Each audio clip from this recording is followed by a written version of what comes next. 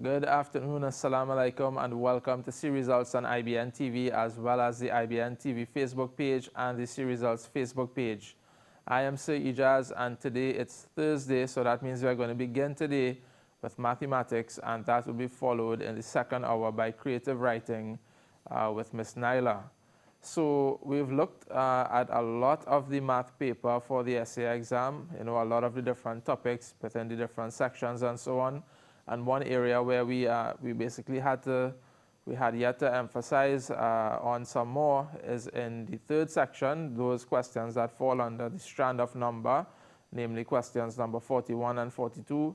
We began looking at them, I believe, last week, and then we came back on Monday and we looked through that quiz on Edmodo that was a bit worrisome for some of the students, right? So we got that out of the way.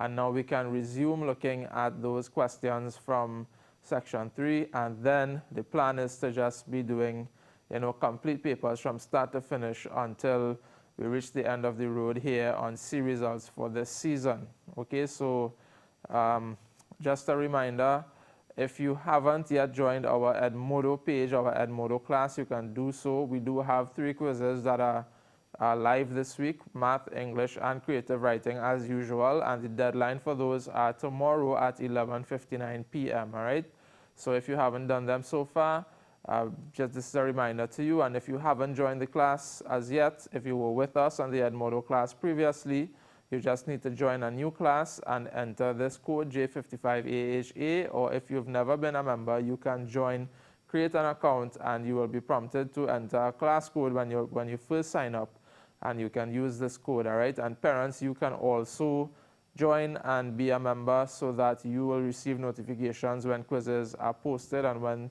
when things are posted on the timeline and so on of that particular class. So as we said, the number questions are the most numerous in the SEA paper, right? And in the third section of the paper, you have 2 of those questions, and those questions are typically they are worth 4 marks, right? So you can expect them being with the highest number of marks in the exam to be a bit difficult, but they are very much doable once we apply our critical thinking skills, our reasoning, and we take our time and try to get to a logical solution. So let's put those numbers up on the screen for you. And we are not going to, waste any time today. You are going to be helping me with these questions. And if we get through in time, we will begin looking at a practice paper from number 1 come forward, all right? That's our plan. Once we look at these few questions I've selected, just to give everyone an idea of what we can expect in the third section for those number questions. So this question reads, Alex shared 880 stickers among his 3 children, Christopher, Shania, and Naomi. Christopher got 4 times more stickers than Shania. Shania got 2 times more stickers than Naomi. How many more stickers did Christopher get than Naomi? Good afternoon, caller. Welcome to C Results on IBN TV. Hi, good afternoon. And who am I speaking with? Aidan. Hey, welcome, Aidan. How are you doing today? I good. All right. So, Aidan, did you get to read this question? No, I'm not reading it. All right. So let's read it for the audience, please. Alex shared 880 stickers among his 3 children, Christopher, Shania, and Naomi. Christopher got 4 times more stickers than Shania. Shania got 2 times more stickers than Naomi. How many more stickers did Christopher get than Naomi? All right. So you tell us your thoughts once you've processed that a little bit. Okay. And again, a reminder, we need to mute the television when we're on the phone, right? Yes.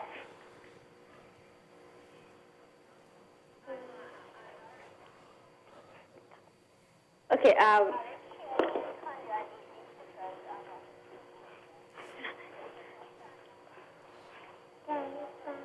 so first you have to divide 880 by 3. Why are you dividing it by 3? Because he is sharing it among 3 children. All right, that's a very good point if he was sharing it in an equal manner, right? But is he sharing all of these 880 stickers equally? No, he is unequal sharing. Right, so Christopher got 4 times more stickers than Shania. Shania got 2 times more stickers than Naomi, right? Yes. So who amongst these 3 children got the least amount of stickers, would you say? Naomi. Naomi, right? Yes. Okay, and then who got more than Naomi? Who is next? Shania and then Christopher. Well, how many more did Shania get than Naomi? 2 times. 2 times more, right? Yes. And what about Christopher? How much stickers did Christopher get? 4 times more stickers than Shania. Okay, so if Shania got 2 shares, how many shares would Christopher get then? 6. Oh, why 6? Because is 4. Because Christopher got 4 times and she got 2 times more stickers. All right, 2 times. He got 4 times more stickers than Shania, right? Yeah. So what is 4 times 2? 8. All right, so therefore Christopher got 8 shares, 8 right? times. All right, great.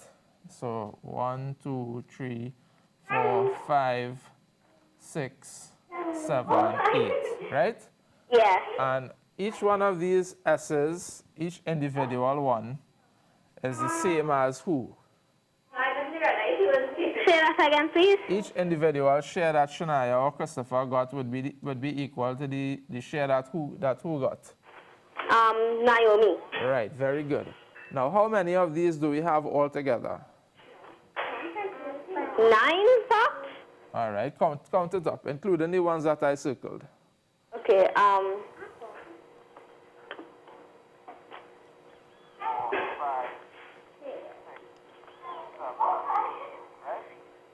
11. 11, right? Yes. All right, so now we can divide the 880 By 11. by 11. All right, very good. So what will happen if I were to divide 880 by 11? You'll get 80. Right, very good. So and then you'll multiply 80 by 2. Why are we multiplying it by 2? Who Because do we want to find get how many Shania got. Is that what the question is asking? Let's read the last part of the question No, again. 80 by 4. Because they're asking how many more stickers did Christopher get than Naomi. All right. And how many times did Christopher get 11 stickers? 4. 4 times? Huh? Are you sure it's 4 times?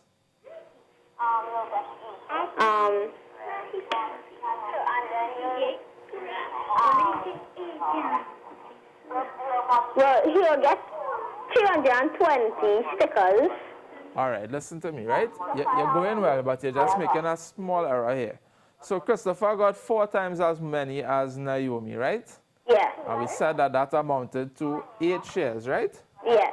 And each one of those shares is equal to how many stickers? 880. Right, but each one of those individual 11 shares is equal to 80 stickers, right? Yes. All right, so how much did Christopher get then? After multiply 80 by how much?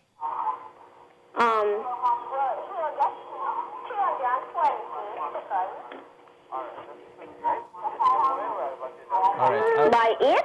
I will help you. We have to multiply each of these by 80. Right? Yes.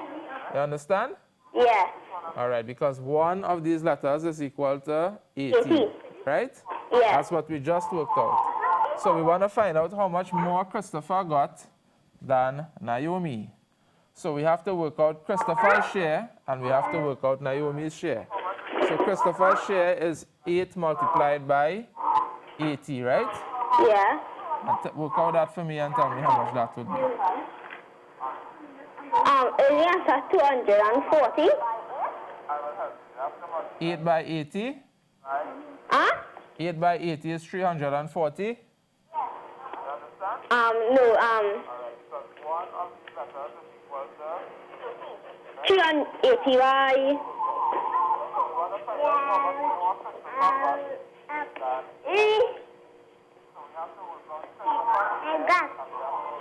80 by 8 is how much? 80 by 8? Yeah. 640. Right, 640, right? And how many shares did Naomi get?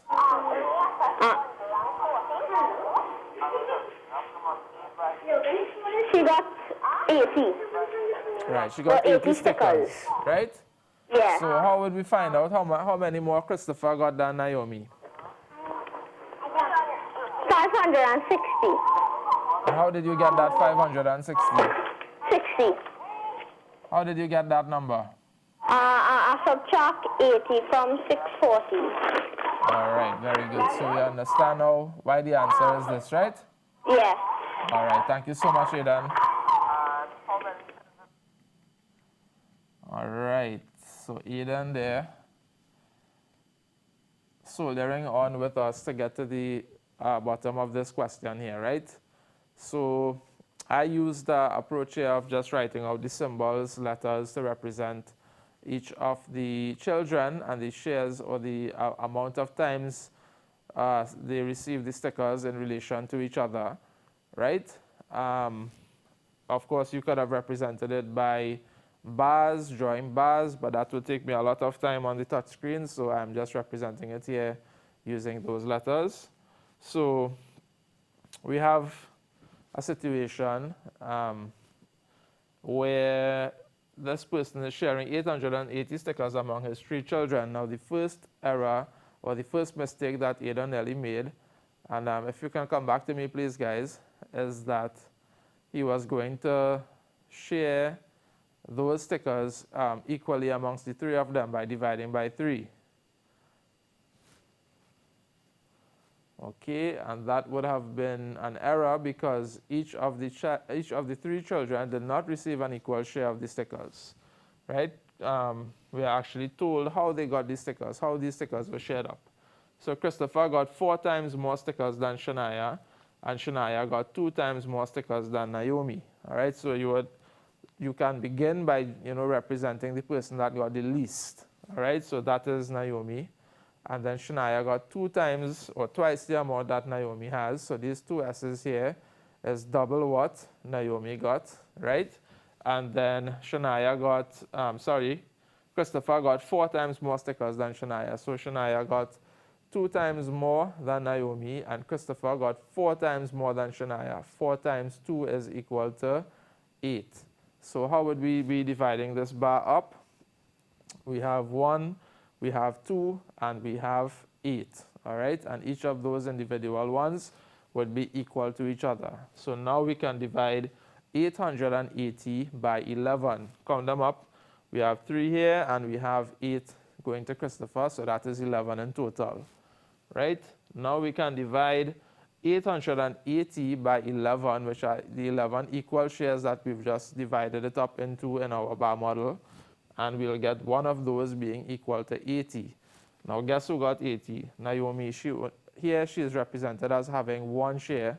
All right, so her share is automatically going to be 80, right? And Christopher got 8 of those, right? 8 of those in comparison to Naomi. Yes, it is 4 times more than Shania, but Shania is 2 times more than Naomi. So again, that's another area where Aidan Nelly made a slip, all right? And I know that unequal sharing is a topic that gives a lot of students problems. So we have to really focus here, right? And of course, you'll be getting one of these on the weekend in our quiz, so you better be prepared. And so to determine exactly how many stickers Christopher got as an individual here, we have to multiply those 8 by the 80, right? And we get 640, all right? And make sure, guys, when you're with us on the phone that you have your pen, you have your paper, and you are working. Even those of you at home who are not necessarily calling us, I do want you to try to work it out as we work it out on the television and compare and contrast with your answers. And those of you who are watching this later on YouTube, right, when we begin a question or when we are about to, please hit the pause button and then work through the question, and you can try to see if you'll get the same solution as us, right? So you get 640, and now the question simply wants to know how many more stickers did Christopher get than Naomi. So we take Christopher's share now, which is 640, and we subtract the 80 that Naomi received, and therefore Christopher would have gotten 560 stickers more than Naomi, all right? And if you multiplied, or if you added, sorry, each of these children's share, you will see 640 going to Christopher, 160 going to Shania, and 80 going to Naomi. Add it all together, and you will get back that 880. So that's a way to double check and make sure that you've shared it up properly, all right? So please take note of that. And we are going to move on now to another question. Again, rewatch that explanation as many times as you need to. I'm sure we will encounter more of those as we work through our practice papers, right? So Vishala purchased 6 crates of eggs for $144. Each crate contained 12 eggs. Vishala wants to resell the eggs to make a profit of $90. She discovered that in each crate, 2 eggs were broken. At what price must she sell each of the remaining eggs in order to make the $90 profit? Good afternoon, caller. Hello? Welcome to See Results on IBN TV. Hi, good afternoon. Yeah, this is Ira again. All right, Aidan, I'm going to give another caller an opportunity to work this one, right? All right, so Aidan, please call us back. I'm just going to give someone, we just did a very long question together, so I'd like to give somebody else a try. And I hope that all of you are reading the question and coming up with your plan. Good afternoon, caller. Welcome to See Results. Yeah. Hi, good day, and who am I speaking with? Andian. Hey, welcome, Andian. How are you doing? Good. So, did you get an opportunity to read this question, Andian? No, sir. So, would you read it for us kindly? Sure.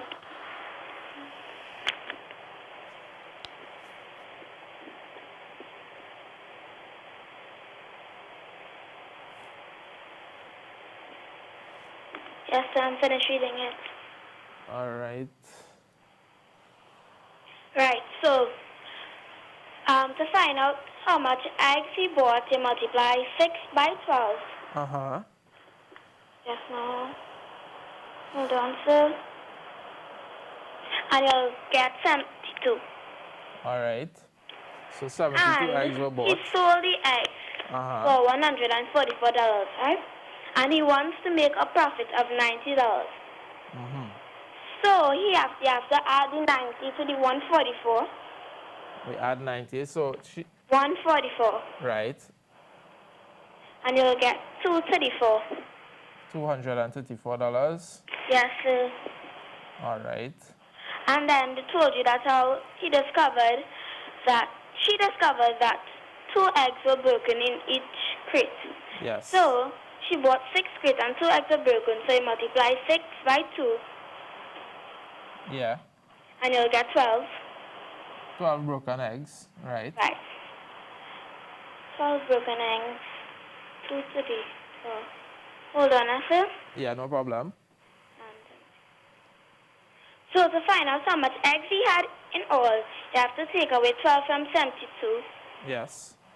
And you'll get 60. Okay, so she remains with 60 eggs, right? Yeah. And now, does that affect the amount of money that she paid for the eggs? What is that? Does that have any impact on how much she paid for the eggs? Yeah. All right. Okay, well, you know what? Go ahead. You go ahead and tell me what you're thinking. Right. So, once you get 60 eggs, Yeah. at what price, you can go back to the sum. Sure. At what price must she sell each egg? So, the remaining eggs were 60 eggs. Yes. And in order for her to make a profit, the total amount will be 234, right? Yeah. So to find out how much she must sell each egg for, you divide the 234 by 60. Very good. And you'll get $3.90. You'll get $3.90. Yes, sir. All right. And I can say that that is correct. So everyone at home will have to work that out to make sure they can get that answer, right? Yes, sir. Bye. Right. Bye, Andy, and thank you so much for your help. All right. So I want to deal with the explanation more so than the actual arithmetic at times, especially in these section 3 questions, because that is where you have a lot of the difficulty in understanding how to reason out the question, right? Of course, when we start back going from section 1 come forward, as of Monday coming, God willing, we will have way more questions that are simple arithmetic, and we can practice on those things. We're just going to try to ensure that everyone is understanding, right? So Vishala purchased 6 crates of eggs for $144, and each crate contained 12 eggs. So she bought 72 eggs in total, right? That is what Andy Ann told us to do in the early stages of her response. Good. And she wants to resell the eggs to make a profit of $90. So therefore, to get the selling price, right, we have to add the cost price to the profit. Good. So the cost price to the profit will give us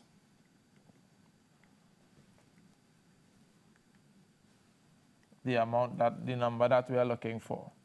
So it was bought for $144, and she'd like to make a profit of $90, so she's gonna have to sell those eggs for $234, as Andy Ann told us correctly, right? So the question goes on. She discovered that in each crate, 2 eggs were broken.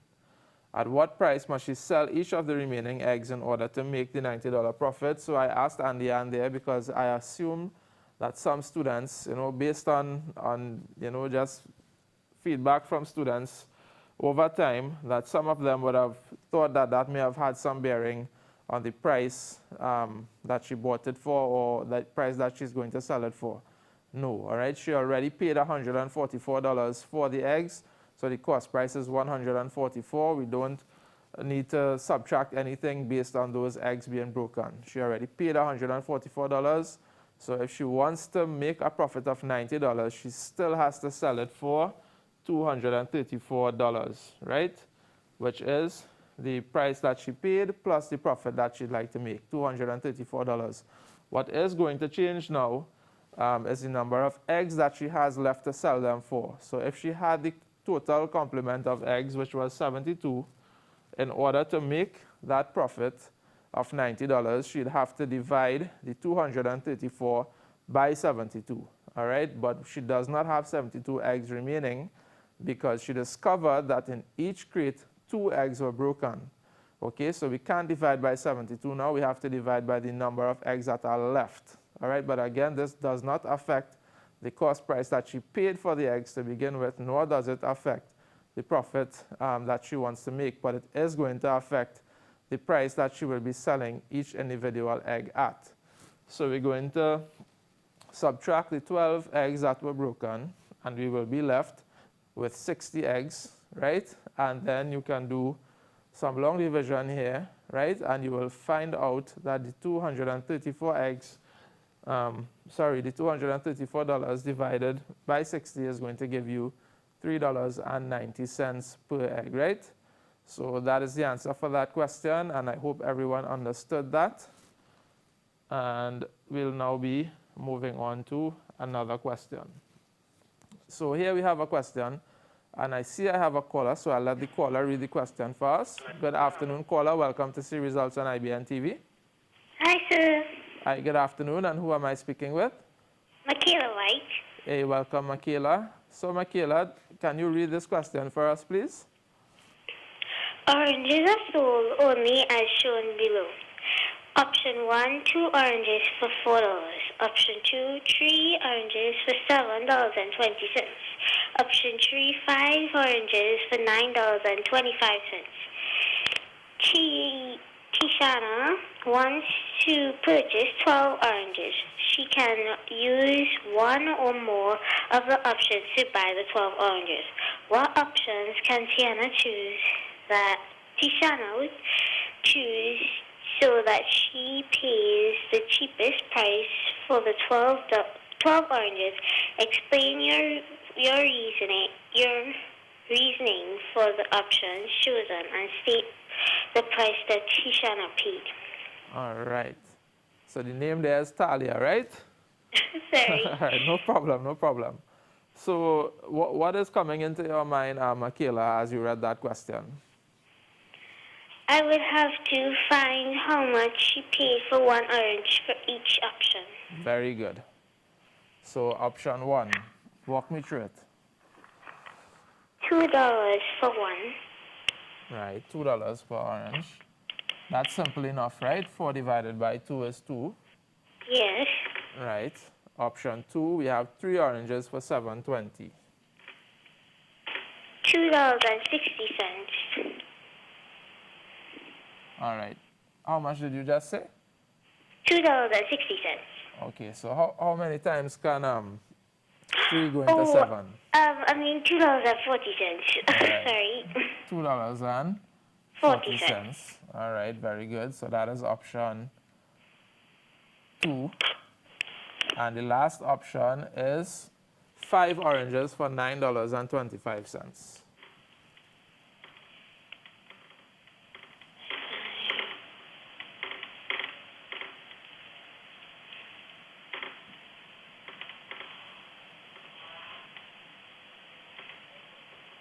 $1.85. $1.85. 85 cents. All right. So let's bring it back here now. We have $2.40 and $1.85, right? Yes. So of the 3 options here, which is the most expensive? Option 2. Right. And she wants to be able to purchase these oranges so that she pays what? The cheapest price, right? Yes. Okay. And how many oranges does she want to buy? 12. All right, so we have to look for the winning combination here now, where we can get 12 oranges for the least amount of money, but exactly 12 oranges we want, right? Yes. So you tell me what is your reasoning and what would be the price? You could use 1 or 2 options, right? Okay, let me hear your options. I would choose 1, of course, and I would choose 3. Option 3? Yes. All right, but how many times would she have to purchase or use option 3? I would do 5 each. Okay, so that is twice she'll use option 3, right? Yes. And that would amount to how many oranges there? $9.25. No, but how many oranges would she get with using option 3 twice? 10. 10 oranges, right? Yep. All right. So, okay. So at that price, or using that option twice, she would have spent what? $18.50, yes or no? Yes. Right. Now, can she use option 3 a third time? No. Because she'll end up with how many oranges? She'll end up with 15 oranges. Right, but we want to get 12, right? Yes. Right, so we can't, although that's the cheapest option, we can't use this option anymore. So we've already used it twice, and that will give us a total of $18.50. And can we use option 2 to buy the remaining oranges? No. Right, so for 2 reasons, right? For one reason, if we use that option, we would end up with 13 oranges in all, not so? Yes. Right, and we don't want that, we want 12. And also, that is also the most expensive option, wouldn't you agree? Yes. Right, so that one is eliminated by default. And how many of option 1 would she have to purchase to buy the remainder? 1. 1. All right. So she'll purchase option 3 twice, and that would be for $18.50. Yes. Because you have to multiply $9.25 by 2, right? Yes. And she buys option 1. How much is the option 1? $4. $4. So what will her total bill be then?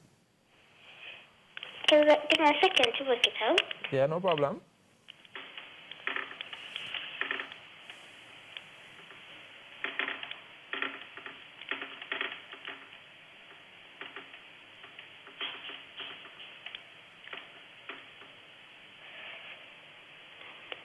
$22.50. Excellent. $22.50. And that is with two option 3 and 1 option 1, right? Yes. All right. Thank you so much, Michaela. You're welcome. Bye. Bye. All right, viewers. So again, we're just going to break this one down a little bit because we're really trying to get you to think analytically here, right? Now it's way more than just dividing numbers and adding numbers and multiplying. We have to use our reasoning. So here are the 3 ways that the oranges are sold. 2 for $4, 3 for $7.20, and 5 for $9.25. And this person, Talia, wants to purchase 12 oranges. She can use one or more of the options to buy the 12 oranges, so she's not restricted to only using one option. Right? What options can Talia use so that she pays the cheapest price for the 12 oranges? So we began by finding out exactly how much one orange costs under each of the 3 options. In option 1, 2 oranges are for $4, therefore it's $2 per orange. In option 2, 3 oranges for $7.20. If you do that division, you're going to get $2.40 per orange, right? So that's a bit more expensive. And then we have option 3, 5 oranges for $9.25. And this one works out to be the cheapest at $1.85 per orange. So now, logically, we want to get option 3 in as much as possible. The more of option 3 we buy is the less that we are going to be paying per orange, right? So we want to purchase, or she wants to purchase 12 oranges. So she can use option 3 2 times, and she'll end up with 10 oranges in total at a cost of $1.85 per orange, right? So that's how we get $18.50. We can move that decimal point once, or we can multiply $9.25 by 2. You'll get the same $18.50. Now she has a difference of 2 oranges to make up to get that 12. So we have only one option really. She can't purchase option 2 because that would be over the amount of required oranges. We'll get 13 oranges in that case. And also, option 2 costs the most per orange, right? So that is not a favorable option in any case. So that leaves us with option 1, where we get 2 oranges, which is precisely how many more oranges Talia needs to get to buy this 12. And she'll be paying $2 per orange, which is $4 in total there. Or if you think of it as purchasing option 1 once, that is the same, $4. So altogether, she'll be using the options 3 twice and option 1 once. And altogether, she'll be paying $22.50 in total. So I hope that that one is clear. And with that, we're going to take a break for a couple of minutes, and we'll be back with more section 3 type questions very shortly. Don't go anywhere.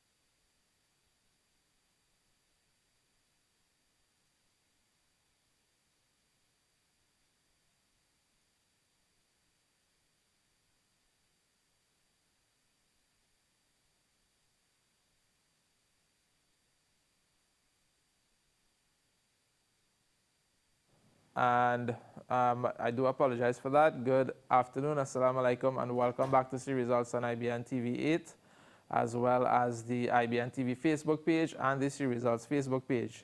So we're working through some of the more difficult questions here from the third section of the paper, specifically those questions having to do with the number strand. All right, and you'll notice here that we have, if we zoom in a bit, we have a pattern or a sequence question. And this is a topic that we would have covered earlier on in the season, especially questions coming from section 1 for the most part, and some questions from section 2 as well, I believe. So we're going to have to apply that reasoning that we were taught to this more complicated question here now. So as soon as I get a caller, I will use their assistance in working out this particular question. Good afternoon, caller. Welcome to See Results on IBN TV.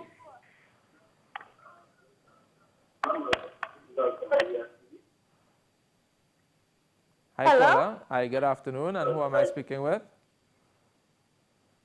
Hello? Yes, caller. Can you hear me? All right, so audience, please remember that you need to mute the television and listen to your phone when you are calling us, right? That way there won't be any delay and we will hear each other perfectly. You can always rewatch the video afterwards on Facebook or YouTube. So let's see if I have another caller. Good afternoon, caller. Welcome to See Results on IBN TV.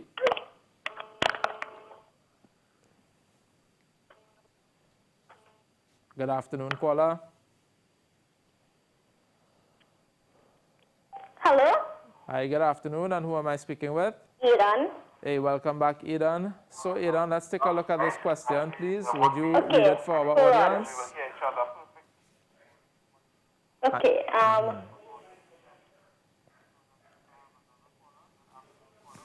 the pattern.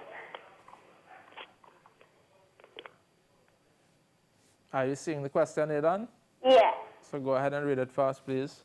Study the table below carefully. Determine the pattern rules and calculate the number of squares and the number of shaded squares in the 25th drawing. All right, so let's look at this table here together, right? Yes. How many terms do we have here in the table? How many what? Terms. Look at this. 5 terms. Right, we have 5 terms, right? Yes. And we have a drawing that corresponds to each of the terms. Yes. Right. And we are told here the number of squares corresponding to each term, and we have the number of shaded squares. So can you see all of that on your screen? Yes. All right, so for the first term, we have 1 square, right? And the Yes. number of squares here is represented by 1 squared. And 1 squared means what? 1 multiplied by 1, right? Yes, square numbers. Right, very good. And here we have, for the second term, we have 4 squares, which is the same as 2 squared, right? 2 multiplied by 2 is 4. In the third term, the same thing. We have 3 squared, which is equal to 9. And as you can see, we have 9 squares within this bigger square, right? Yes.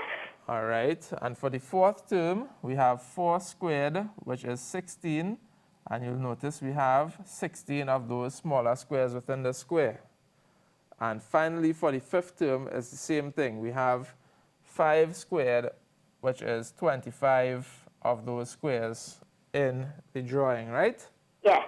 All right. And the number of shaded squares, if you notice, in the first one, we have 1 shaded square. And we have 3 shaded squares here, which is like this upper and right side of the square together, right? Shaded. So the top and right side of the square shaded, just one row and 1 column of squares, right? Yes. And for the fourth one, we have 7 shaded. And for the fifth, we have 9 shaded. So what the question wants us to do is to try to determine the pattern rules and calculate the number of shaded squares we'll have in the 25th drawing, right? So here we only have up to the 5th drawing. The 25th drawing is very far away, right? Yes. So if we had to draw all of those, that would probably take us a very, very, very long time. So what we can do is to try to determine how it's changing from one term to the next and see if we can come up with an answer without needing to draw it, right? Yes. So off the bat, what do you think is the pattern for the number of squares? It is increasing by 2. Okay, the number of squares, right? So Yeah, they're going in square numbers. square numbers, very good. So for the fifth term, we squared the number 5 and we got 25. Yeah. Just like for the fourth term, we squared the number 4 and we got 16, and so on, right? So for the 25th term, what would we have to do to get the number of squares? Yeah, you'll have to keep on, that will keep on, so for the 6th term, it'll be 6 squared, this is 36, and it can move on. Right, like that. But, okay, but we would want to know the answer now for the 25th drawing. So we don't necessarily have to work out 6, 7, 8, 9 onwards. We can just work out that 25th term, right? Yeah. Because if I told you for the first term we squared 1, for the second term we squared 2, for the third term we squared 3, for the fourth term we squared 4. So for the 25th term, it'll be square 25. Right, marvelous, right? So what will happen when we square 25 now? You'll have to multiply it by 25. All right, so you work out that and let us know.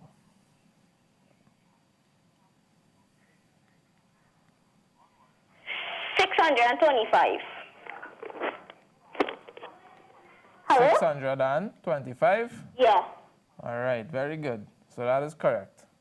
So for the 25th term or the 25th drawing, we will have 25 squares, right? Yeah.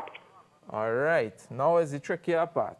We have the number of shaded squares. So in the first term, it was 1, right? Yeah. Then second term, it was 3. Third term, 5. Fourth term, 7. And the fifth term, it is 9. 9. So what do you think it would be for the sixth term 11. and the seventh term? 13. Right, and so on, right? Yeah. Now you can write it out for 25 terms, but that would be kind of inconvenient, wouldn't you say? Yes. All right, so let's try to figure out some other way that we can come up with the number without doing all of that, right? Yeah. So, all right. So in the first term, with the number of shaded squares is 1. Good? Yeah. The second term, the number of shaded squares is 3. 3. And the third term, it is 5. Now, what did you do to 1? Like, you take the 1 here from the first term, the number 1 in first, right? What did you do there to get 1 as the number of shaded squares? Did we add anything? Did we take away anything? You add 2. To get 1? Well, no, like the pattern increasing by 2. All right, the pattern is increasing by 2, but I want to see if I can look at the term itself and guess or get the number of shaded squares without having to add 2 over and over and over again, right? Yeah. So 1 added to what will give me 1? 0. All right, and 2 added to what will give me the 3 underneath there? 1. And 3 added to what would give me 5? 2. And 4 added to what would give me 7? 3. And 3 added to what, 5 added to what would give me 9? 4. Right, so you notice that for each term, we're adding 1 less than the term in order to get it, right? Yeah. So 1 add, how much is 1 less than 1? 0. So 1 add 0 is 1, 1. right? For the second term, how much is 1 less than 2? 1. And 2 add 1 is? 3. Right. For the third term, how much is 1 less than 3? 2. And 3 added to 2 is? 5.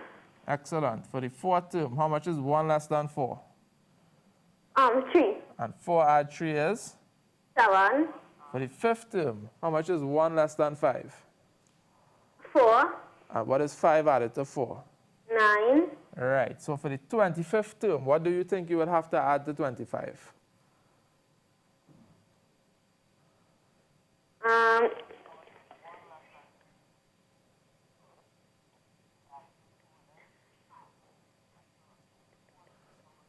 think about it, for all of these, we added one less than the number of the term to the term itself, right? Yeah. Okay. So what is 1 less than 25? 24.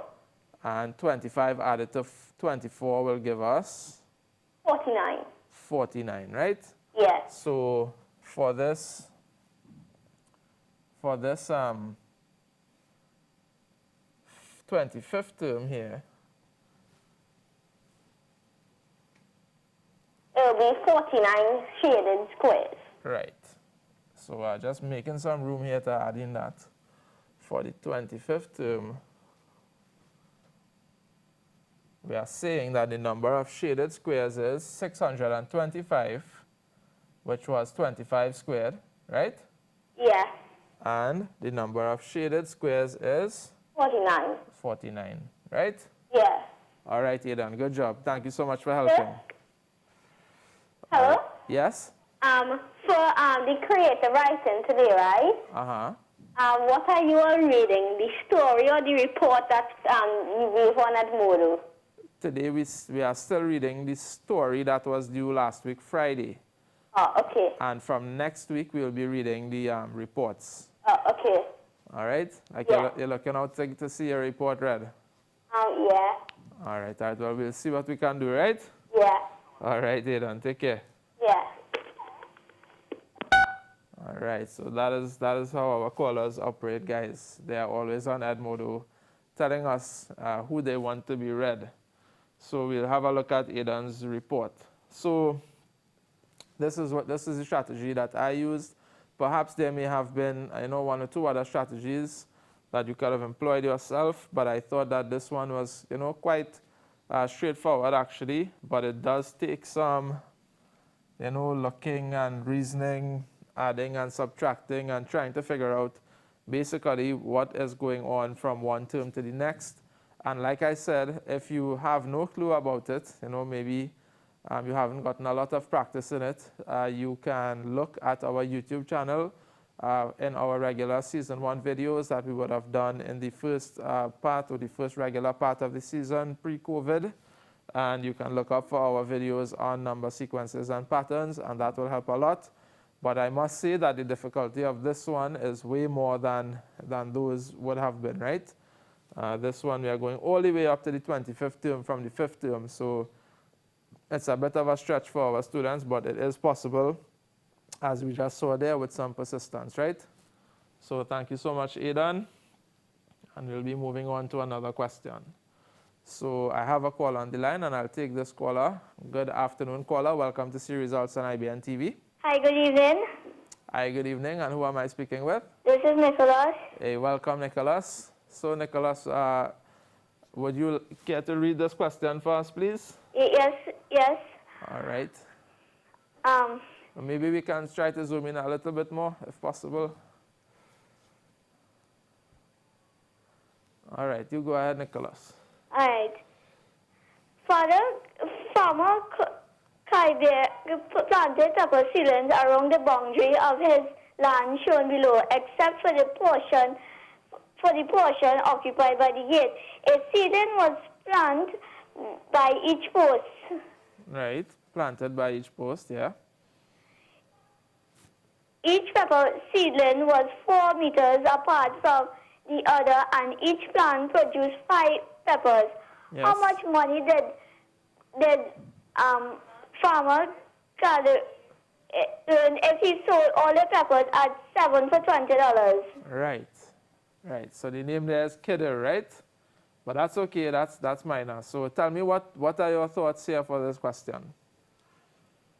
So they say the question say, right? He planted around his pepper seed. He planted around his pepper seed around his boundary, right? Yes. So my thoughts is you have to check to see how much pepper seeds he planted. All right. And how far apart were these seeds planted? It'll be 4 meters apart. All right, great. So let's begin at this post here, if you don't mind. That you see in that post underlined? Yeah, I see the post here. Right. And we're gonna go in a clockwise direction, right? Yeah. So where would the next plant be planted? The next plant? Yeah. will be planted before the post gate. All right, so he has a plant planted at each post, right? Mm-hmm. Now remember, we're going clockwise, so we're going in this direction around the plot, right? Yes, yes. Right, so where would the first plant go that is not by the post? After 4 meters. Right, so here on this edge, right? Yeah. Now, what is the breadth of this rectangle here? 12 meters. Right, so how much sections would that be broken up into if we are planting a plant every 4 meters? Three sections. Right, so we're going to have one more plant 4 meters away from the corner, right? Yeah. Then we'll have how many more?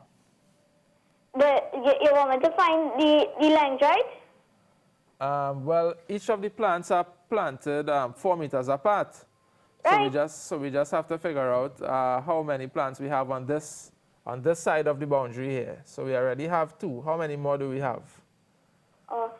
Well, okay, you want to find how much plants are on the boundary? Yes. So can I just work it out? All right, no problem. That might be a bit easier for you to do, and then I will go through it on the screen.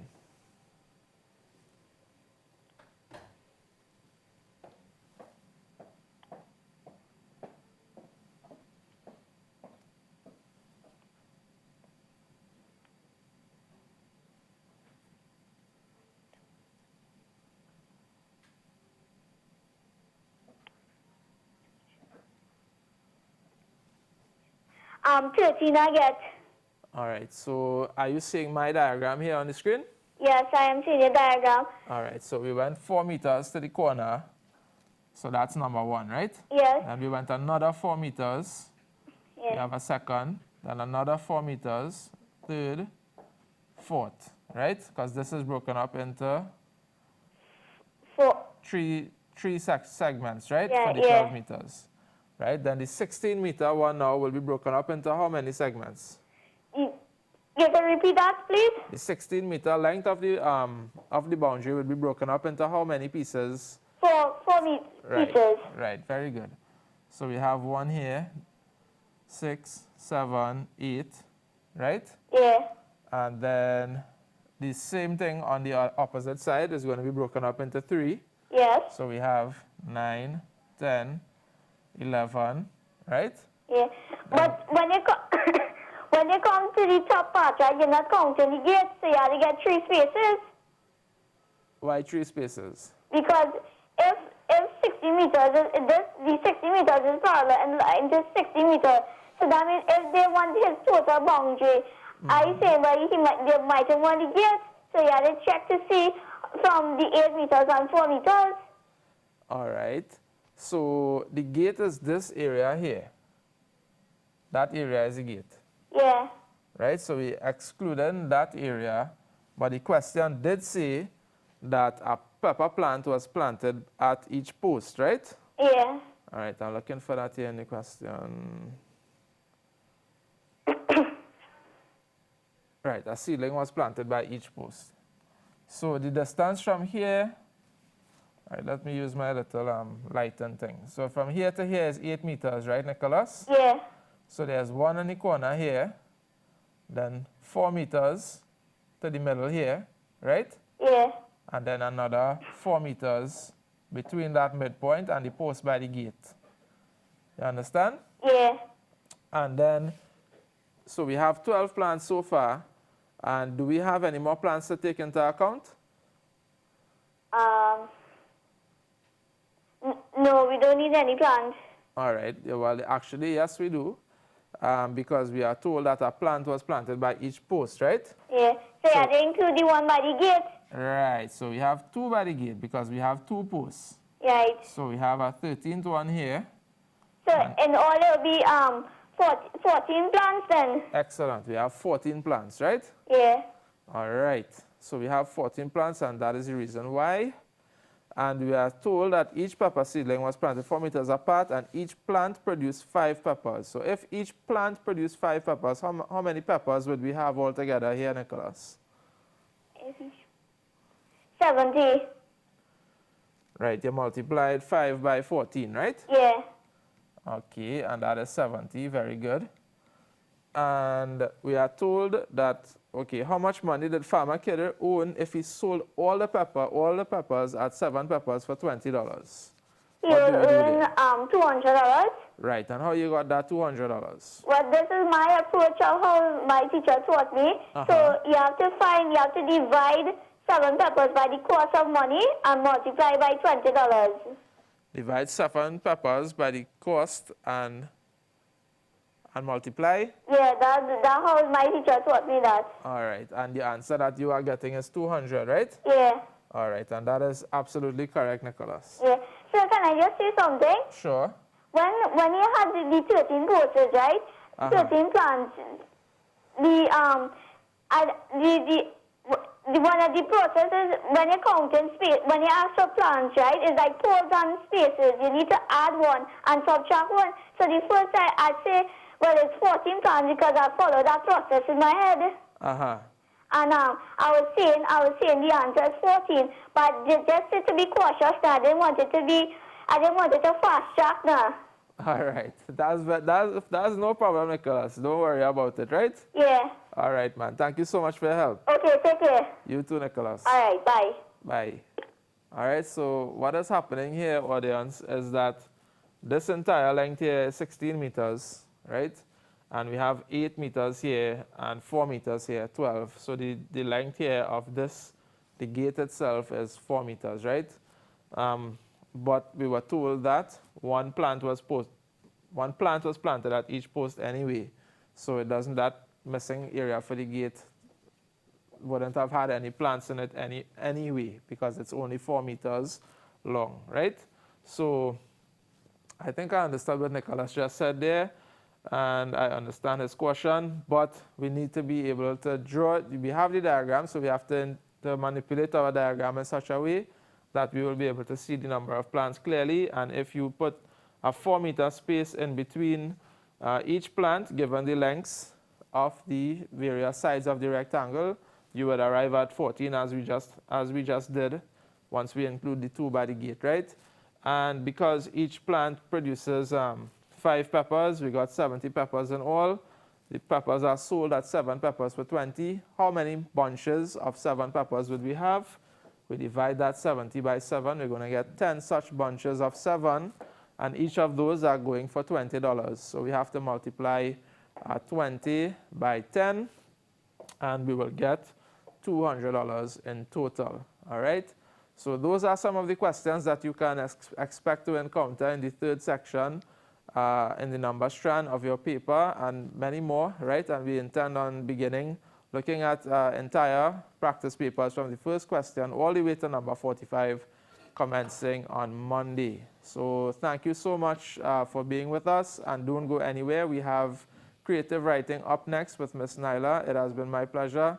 Good evening. Assalamu alaikum.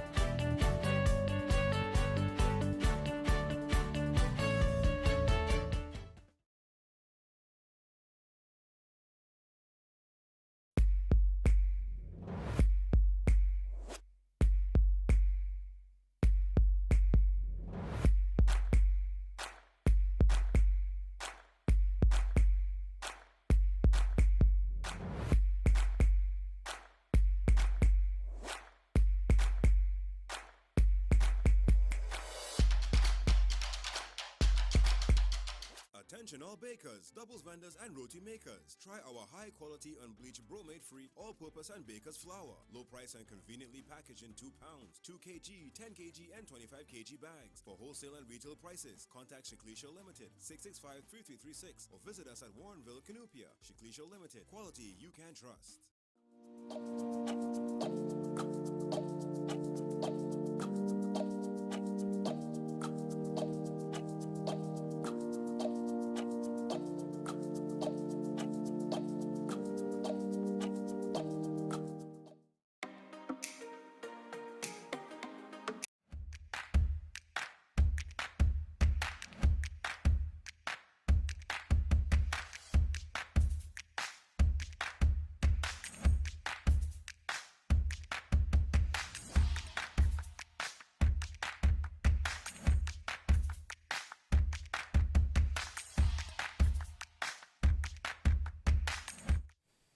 Assalamu alaikum, good evening guys, and welcome back to C Results. I'm Miss Naila and you are now joining me for creative writing.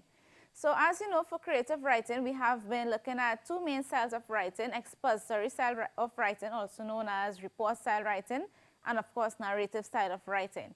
Before we go on, I just want to welcome all of our viewers. I hope you're having a great day. Those of you joining us on our live stream on Facebook via the C Results page or the IBN TV 8 page, welcome guys. So for narrative style writing, which you were tested on last week on our Edmodo class, right, we are going to be looking at some of your submissions, of course, but we have been touching and reviewing on some of the content, delivered so far. So yes, we did cover, all the relevant content and topics necessary when learning to write a story and learning to write a report, but we are also doing review because as we go on week after week, we are finding, the same errors occurring with students, right? So, for example, on Tuesday, we touched a bit on figurative language and descriptive language because we are still seeing, students are not using that in their writing, right? So we want to remind you guys, constantly remind you guys, what is expected from you, what is needed in the story. Now, we are going to recap today a little bit of the writing process. And why the writing process? Because we are seeing that, some students are still writing 2 paragraphs or 3 paragraphs for a story and not, including sufficient details or use of figurative language or transitional words, right? So we're going to help you to examine to see, what you are missing in your story. So we're going to look at a sample piece, a piece that we did come across before. Look at a sample piece, run it through, look at what a first draft is supposed to be, what a second draft looks like, and what is a final or published piece, right? And how to get from that very first step of pre-writing to that very last step of publishing. Now that's really important when you're writing a story. And no, this is not something that you will do on the day of SEA when you're writing your exam. You're not going to submit a first and a second draft, of course, but you need to know how to get there. So now that you have the time at home, this extra time, just now, you will be going back to school for that 1 month before the SEA exam. So, you should master at least this much when you get to that classroom and you're given your topic. And I am sure that teachers are sending work for you. And since you are home and you have that extra time, practice using the writing process to improve the quality of your work, right? So let's look here. We know that the writing process, speaks about pre-writing, drafting, revision, thirdly, editing, and then publishing that final stage. Right? And what is important about the writing process is using the writing process, to make your piece as perfect as possible, right? So how do we do it? And what is pre-writing all about? So pre-writing is that stage, at the very beginning before you actually start writing. You must analyze your story or prompt or topic and start to generate ideas. So from the time you are given a topic or prompt, look at it, underline the keywords, start to think of ideas, where can this essay probably go? Where can I take it, right? Do I stay on that normal path, that we are accustomed to, or can I think outside of the box? What ideas can I come up with? How can I make my story interesting? How can I make it different, right? Consider who your audience will be. Also, brainstorm ideas about the subject. No need to think about the order or the correctness of your writing. Your pre-writing stage is just about jotting down some ideas, what you want your paragraphs to be. So your introduction, how would it look like, your body, and then your conclusion. Produce as many ideas as possible. Like I said, you can take this writing or this topic so many different places. It's all up to you. So if you're thinking to yourself, you probably have never done or used the writing process before, I'm going to show you, how to do so. So pre-writing is all about brainstorming ideas, and I'm going to share with you just a couple of different ways in which you can brainstorm ideas, right, or pre-writing skills. So all ideas about a given topic are written, but are not necessarily used. So yes, you might have 20 different ideas for your story, but choose the best one. Free writing is uncensored writing, often in sentence form. A lot of information is generated by writing non-stop. So you might take the approach, okay, so you're not going to draw out a cluster or a cloud. You prefer write some sentences, about what you want your story to be. That's fine. You can use any of the methods chosen, right? Also, you can even do something like this. You can outline what you want, right? The main ideas. Ideas are laid out in point form with the use of bullet points. So, all of us, we have different approaches, how we would like our work to be laid out. For me, I would probably prefer something like this, a semantic map. Right? So for example, I tend to go with these. You can draw it in any shape, size, color. It really doesn't matter. That is not important. What is important is just laying out your ideas, right? Coming up with as many ideas as you possibly can. Now for pre-writing, you can do it, like I said, many different ways. But the main idea about it is just to brainstorm as many ideas, right? To look at your topic and to select the best ideas. So for example, this topic here, and I'm going to read it to you. It may sound familiar to some of you guys. Like I said, we did come across this piece before. So write a story in which you came face to face with a ferocious dog. Be sure to use rich details that will appeal to the reader. You may include details about how you got into this predicament, what you did to escape, how you felt during the ordeal, how the situation turned out in the end, right? So first thing, we must look carefully at the prompt or the topic given. Underline key terms.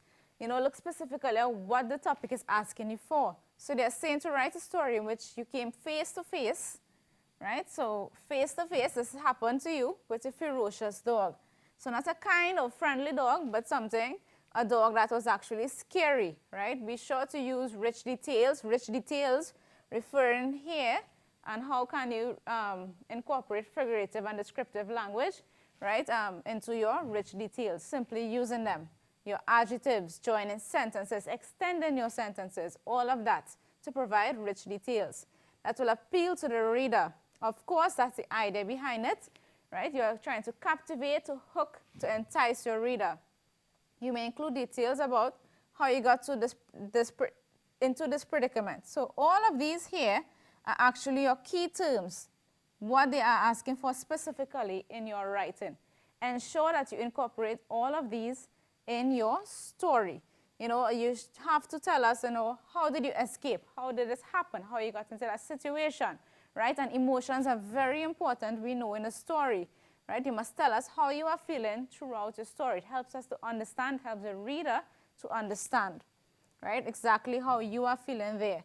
So if you leave out any of this in your story, then of course you're going to be losing some marks there, right? And we don't want that.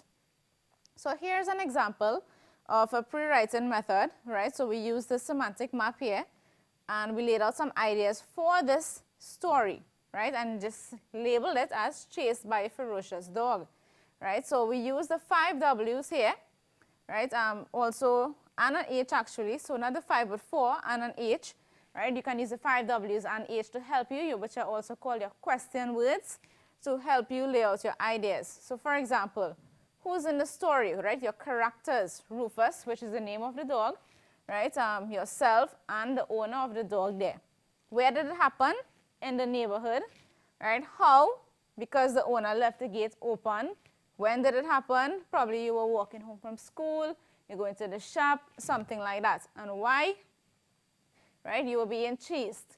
So all of these, or these given here are just some examples of ideas that you can put out in your idea cloud for your story. Now this here is not standard, it's not set in stone. They can change, right? So for example, you want to change, your setting of the story, that's fine. Nothing is wrong with that. Remember, in a narrative piece, even if you plan your essay in such a way, you lay out a semantic map on the day of essay just for your purpose, you are not marked on mapping ideas. you are just marked on your essay. So do not spend too much time drawing your semantic map. You are not getting marks for art, guys, strictly for your story. Good. So your second stage in your writing process is drafting. Now, drafting, we start writing, right? Start the actual writing of the story. We select the ideas that relate more to the topic you have chosen.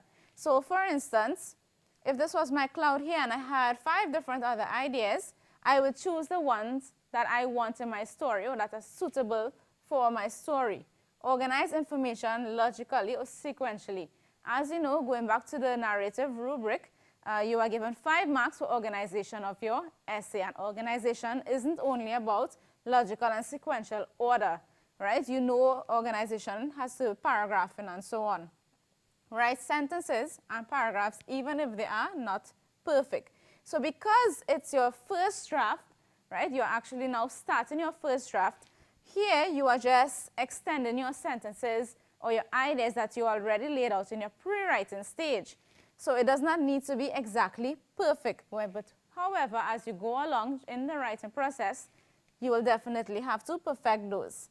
Develop topic with sufficient details, right? So of course you cannot write outside of your topic. Sometimes we neglect the topic given and we write, based on our imagination and probably make up something in addition to the topic. Try not to do that. Stay with the topic given, okay?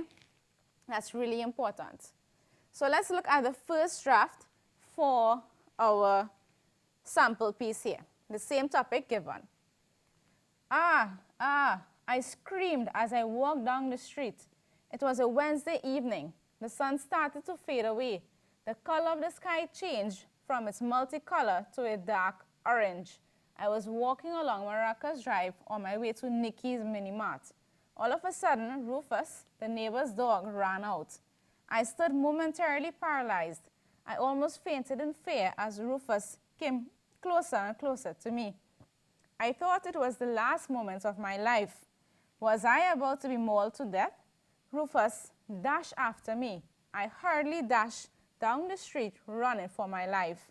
Grrr, grrr, the dog barked as I got weary from running. The owner heard the situation and ran outside of a house and caught the dog and then apologized to me. Right? And by now, after reading this first draft, you can already spot some errors, some sentences that need improving upon, and so on. So what I'm going to do, I'm going to open the lines just for a minute, right? Probably take 2 calls, and let's see if, the callers can identify some of the errors here or some ways in which they can improve this first draft of the story, right? So far for this story, this first draft, we have what appears to be 3 paragraphs, right? So we want to know how can we build on that, right? We know some ways we can build on that. For example, including figurative language, descriptive language, all about extending sentences. You can extend sentences. How? We did a lesson using adjectives, adverbs, relative pronouns, and lots more. So there are many, many ways in which you can extend your sentences, and create details, right? What is really important here too is that we avoid irrelevant details, right? So we also did a lesson on avoiding irrelevant details, and we probably will do another coming up soon, right? So pay attention to that as well. I do have a call on the line. Good evening. Welcome to See Results. Hello? Hi, welcome. Who am I speaking with? Aidan. Hi, Aidan. So, Aidan, right, let's look at the first paragraph here in our draft. Tell me a little about it, if you're seeing any errors, probably how you can improve it, what would you have done? Okay, so the first thing is, in the first sentence is quotation marks and exclamation marks. Where? After which words? A quotation mark before R and a quotation mark after the next R. All right, great. And then an exclamation mark and then another exclamation mark before the quotation mark. All right, Aidan, good so far. And after scream is a comma. Mm-hmm.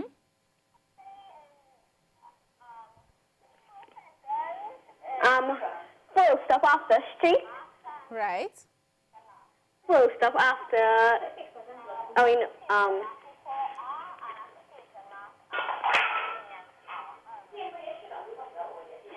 math is, well, math is capital M, Nikki's mini math. Okay. Anything else there? What about, what will you include in that first paragraph? Anything different? Include more description of where the dog attack is taking place. In your first paragraph? Where the setting. Maybe, right. So in the first paragraph, you can probably improve on the setting a little bit, okay? Yeah. As it did start with that. Okay, great suggestions, Aidan. Thank you for your call. You're welcome. Okay. Right, so I do agree with some of those. Missing punctuation marks, probably improve on the setting a bit. Let's take another call to help us with paragraph 2. Good evening. Welcome to See Results. Hello? Hi, welcome. Who am I speaking with? Alex? Hi, Alex. So help me understand, or give me some suggestions for improvement for paragraph 2. Okay.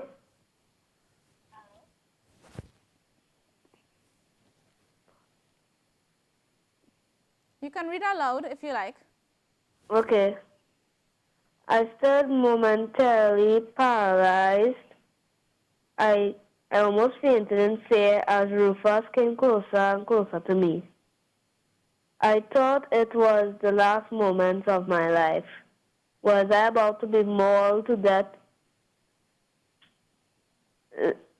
Mauled spelled wrong. Right. How should it be spelled? Mauled.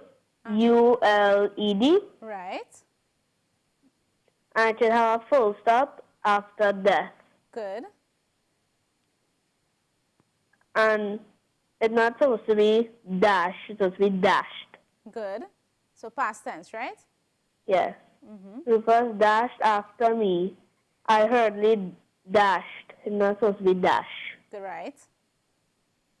Dashed down the street running for my life. Okay, great. So aside from the past tense or grammatical errors, would you improve here on anything sentence-wise? Would you add anything else? Would you omit any detail there? Or do you think Yes, it's I would put a little bit more like details about how he was feeling. how he was feeling at that time? I agree with that. Okay, Alex, thank you for your call. Okay.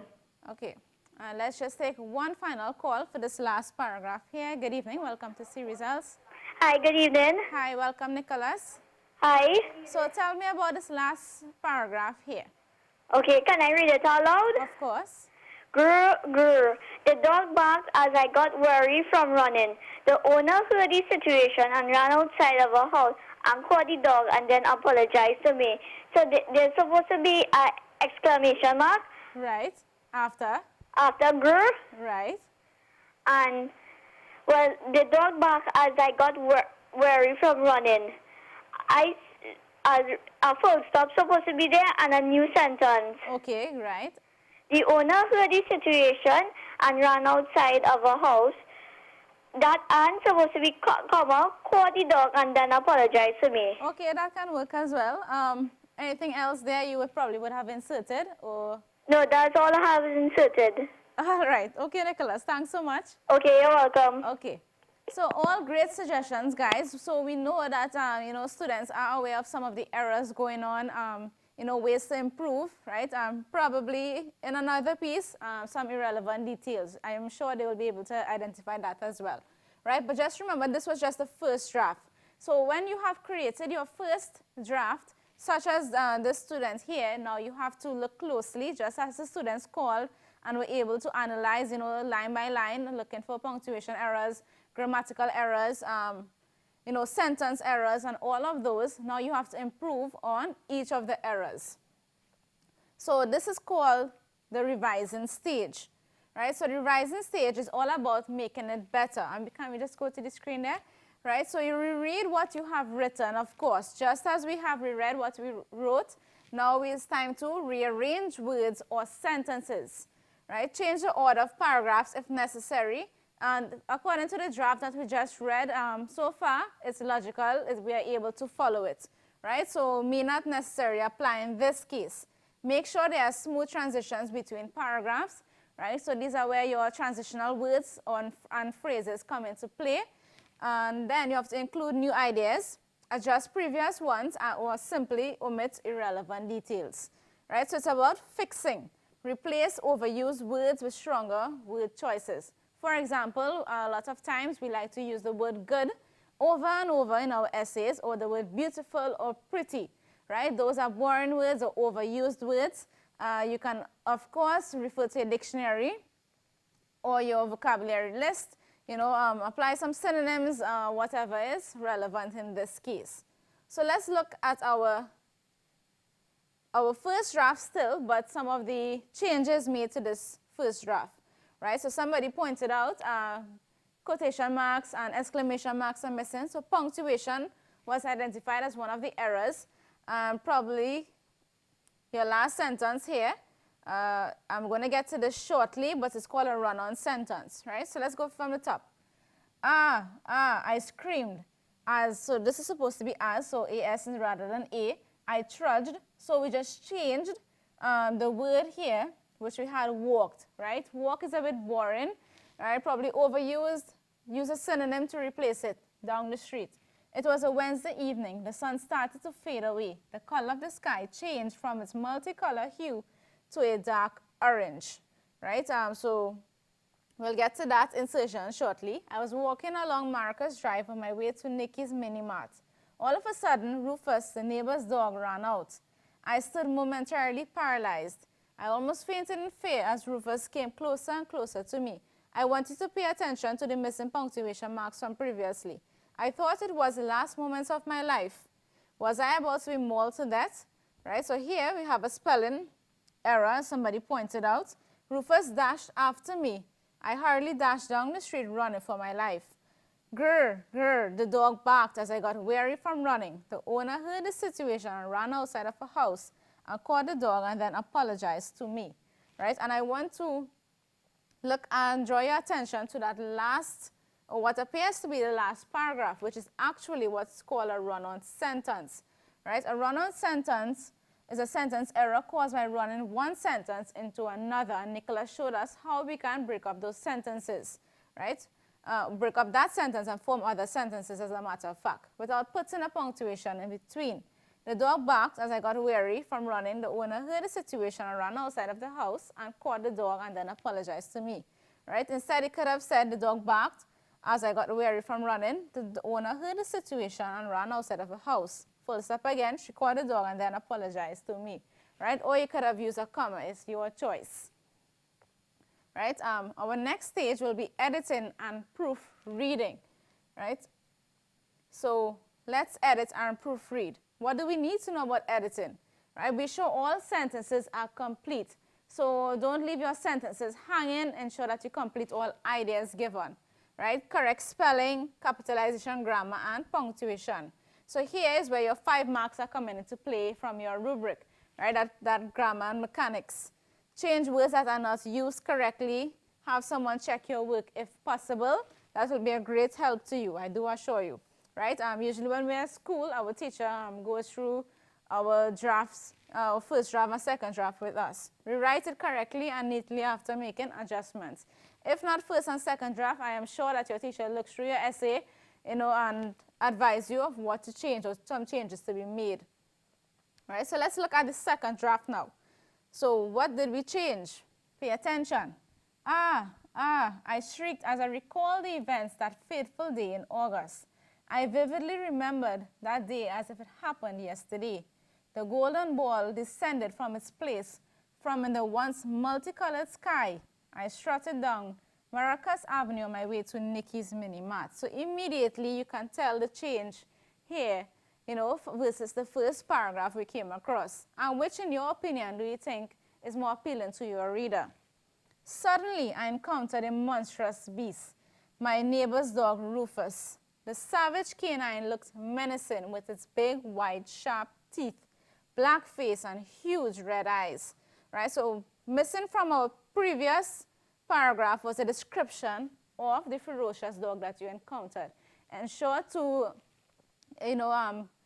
tell us more about your character, right? And we talked about character description, and I gave you many, many examples of which you can use to describe any character that you possibly come across.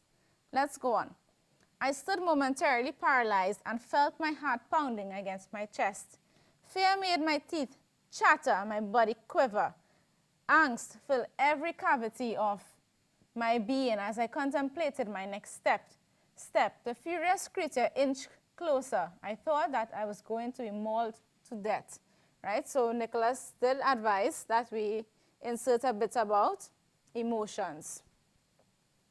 Morbid thoughts encircled my mind as I tried to dismiss the thought of Rufus pouncing on me. Will he jump? Will I be bitten? Fearfully but courageously, I made a dash. Screaming in panic and gasping for breath, I continued my tumultuous escape with the beast in hot pursuit. Eventually, I darted left into a narrow alley in a bid for freedom. Overwhelmed by exhaustion, I decided to confront this terror. I grabbed a length of bamboo, which was snuggled precariously behind two piles of rubble. Come, you come, I cautioned. I yanked the narrow rod towards the vicious beast. He growled in disgust and charged forward. Grr, grr, could be heard louder as he neared me. His bloodshot eyes stared at me and his short tail stiffened as if in readiness for combat. My bones were jittering and my heart leapt to my throat. I tasted fear. Confidently, I continued to tug at him and connected the bamboo to his robust frame. Luckily, a concerned neighbor, Mr. Ali, witnessed my predicament and came to my aid. Mr. Ali attempted to pull me out of harm's way when a sinister snarl and a ferocious bark beckoned his attention. Slowly and steadily, I stepped backwards. The dried leaves under the old almond tree formed a blanket on the parched earth and crackled under my weight with every step I took. Meanwhile, the Good Samaritan challenged Rufus and used the same bamboo rod to administer a powerful blow to his head. Rufus immediately fell to the ground with a thud. I breathed a sigh of relief. I thanked Mr. Ali profusely and asked him to guide me back to Maracas Avenue.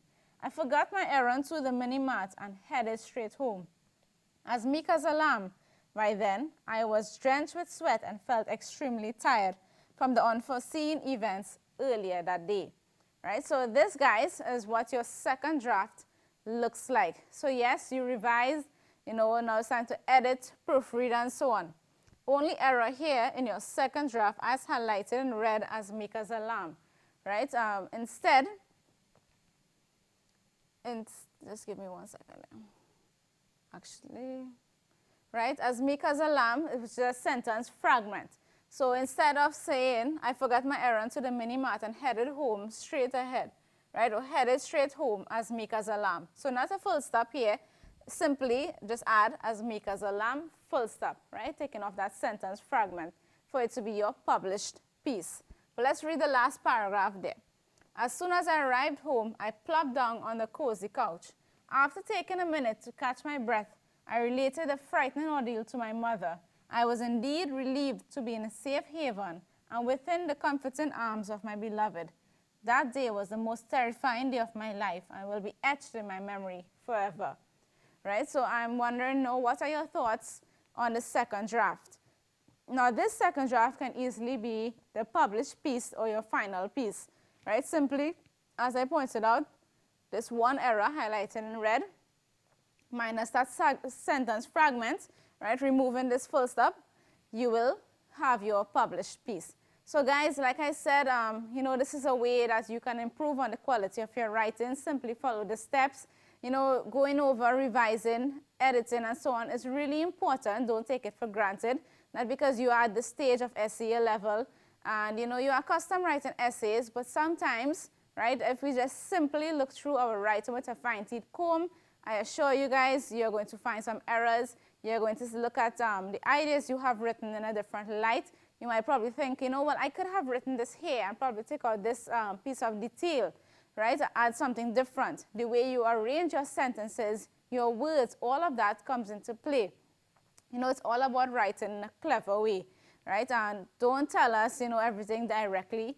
Make or create some suspense in your writing, right? And I just want to look at the last line here. That day was the most terrifying day of my life and will be etched in my memory forever. If you go back to the ways, or one of the lessons we did on how to end a story, this was definitely one of them, right? Talking about how you remember something, right? And also, going back to the very beginning of the writing, we looked at different ways to start a narrative piece and, you know, developing a setting or telling the reader, you know, about what is happening, creating that atmosphere there was one of the ways in which, you know, we use to create or start a story, right? So even if you are stuck at the beginning or stuck at the end, we have got you covered, right? We have already covered all of that, you know, ways to start a story, how to develop your story, the body of your story, and of course, ways to end your story, right? So having covered all of this, I do hope that you understand, you know, the importance of following the writing process. You know, probably you don't follow it to a T, but, you know, take some details from it, right? For example, editing, proofreading, revising, really important. And as I pointed out, the sentence fragment is an incomplete sentence that does not always contain a subject and a verb, right? It is an incomplete thought, just as we saw here, as meek as a lamb. So for example, I forgot my errand to the mini mart and headed straight home, as meek as a lamb, right? Instead, it should have said, I forgot my errand to the mini mart and headed straight home, as meek as a lamb, right? So that simile you're inserting here does not require a full stop before.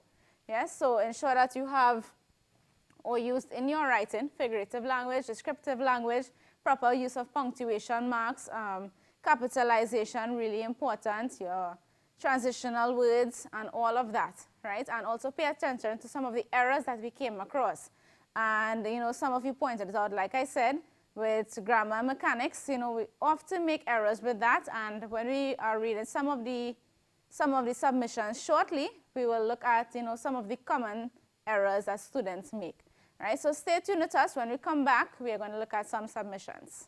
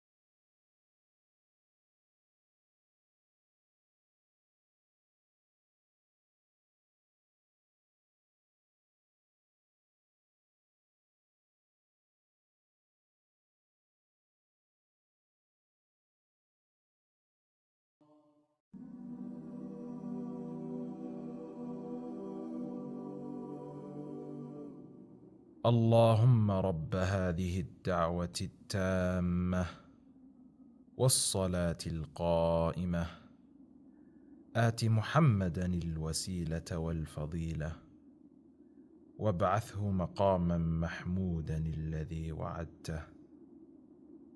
O Allah, owner of this perfect call and owner of this prayer to be performed, grant Muhammad the right of intercession and superiority, and send him to the best and highest place in paradise which you have promised him.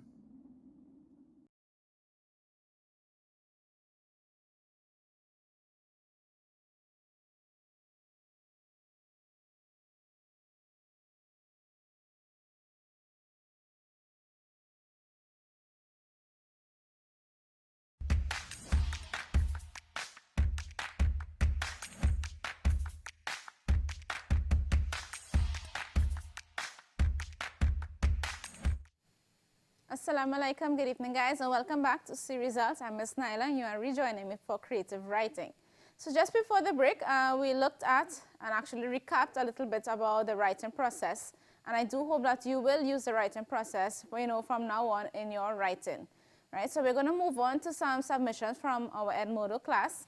So the instructions will write an interesting story which includes the sentences below. I stood still and stared.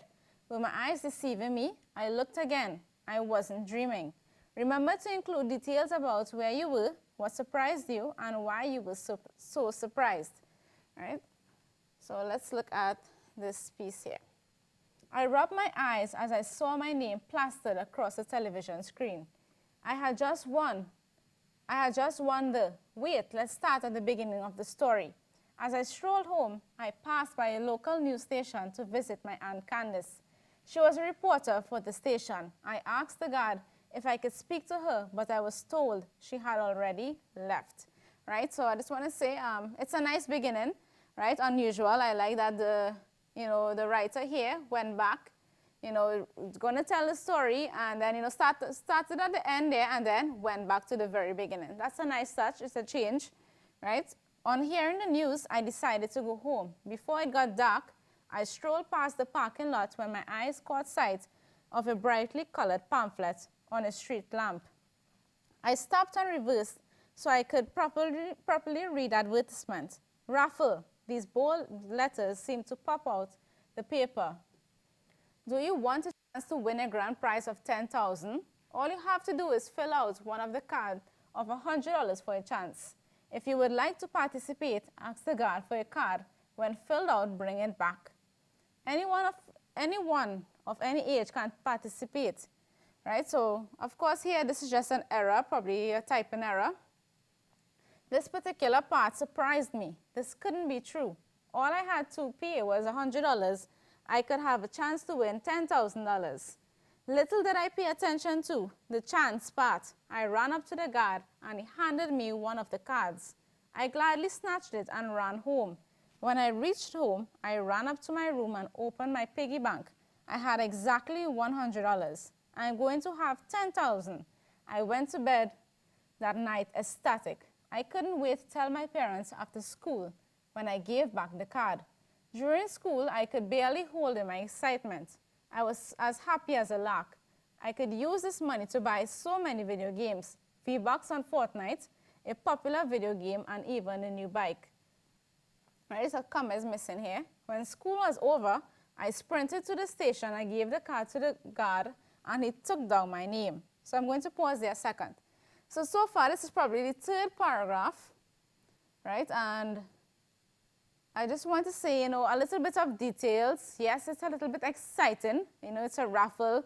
You want a chance to win the sum of money for something that you have planned, right? But maybe you should have, rearranged your words in such a way, a little more clever, right, and not telling us exactly, what's going to happen. Yes, we know it's a raffle. We're thinking that, you might win. But are we coming to a change, right? So at this point in the writing, are we thinking about, the climax of the story, or what is the climax of the story going to be? So here I am questioning it myself. I'm not sure, is a problem going to arise, and how is it going to be dealt with? Because I'm already at the third paragraph. right? So to me, it has some irrelevant details going on here, and I think that, probably need to get to the climax of the story. But let's go on, right? Let's not judge us yet. As I ran home, I bumped into a lady I didn't recognize, but it was my aunt. I gave her a hug and told her exactly why I was here. Wait a second, you took part in the station's raffle, right? So wait a second, comma, you took part in capital, wait a second, actually, you took part in the station's raffle, question mark. She asked me curiously. I questioned yes, and she explained, do you know you don't actually get the prize money? It's a competition. So it's here, right? So IT apostrophe S, it is a competition. My jaw dropped. I thought I was guaranteed the money. I almost fainted, but my aunt caught me. I was saving the money to buy a new game. I was devastated. My aunt drove me home. When we arrived home, I said bye. So now that you have read that, right, what are you thinking, right? Is it the climax that you anticipated so far? I put the TV on and sat as the news played. Time for our raffle results, and the grand prize winner is Dominique Kublal. I rubbed my eyes as I saw my name plastered across the television screen. I had just won the raffle. I stood still and stared. Were my eyes deceiving me? I looked again. I wasn't dreaming. My parents rushed into the room. This was sure the best day ever, right? So Dominique, overall it's a good story, but I think if you probably continued a bit, develop the idea that you started off with, it probably would have been a little more interesting, right? But good use of transitions, a good grip on the grammar and structure of your sentences. Of course, I want all of you to continue working. All right, let's move on to our next piece. It was the last day of school, and I was excited for the vacation. The golden ball shone brightly in the sky. The blue-white jacket covered me. I strolled along the pavement, paying attention to nothing. The houses were brightly colored, and it looked as if it was a rainbow village. I entered my house and ran upstairs, stepping on the creaking stairs. As I got into my room, I jumped on the bed and fell asleep. Right, a full step is missing here. As I woke up, the sunlight filled the entirety of my room. As I woke up, the sunlight filled the entirety of my room. I ran downstairs expecting a grand breakfast, but what was downstairs was nothing grand at all. I saw nothing on the kitchen table and thought that Mom and Dad went somewhere. Suddenly, a slimy hand gripped me and dragged me into a sort of spaceship. I saw my Mom and Dad both tied up and gagged. The spaceship was filled with all sorts of technology. Then I saw a big, green and slimy monster in front of me. I stood still and stared, with my eyes deceiving me. So I must point out with this piece and Dominique's piece, the prompt, right, that you were asked to insert in your writing, both of them did include it, right? So you must remember that you have to include it. Once the story says or instruction asks that you include the prompt, you do so. I looked again. I wasn't dreaming. It pinched myself. Then I realized it was all real, right? So that should have been I pinched myself. I screamed, but no one heard me. Boom! The aircraft exploded, causing me to fall. It got up, so again, I got up and ran to help my parents. We ran out of aircraft, so we ran out of the aircraft, that article there is missing, with minor injuries. There in front of us were the police, army, and an ambulance. They took us into a safe place and treated us. The general said that was one the most paranormal thing that happened on Earth.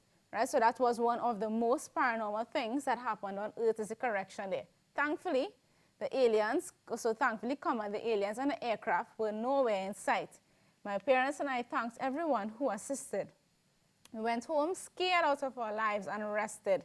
We heard about the incident on the news, and they said that further investigations were going on. We were very thankful for all who helped and slept peacefully that night.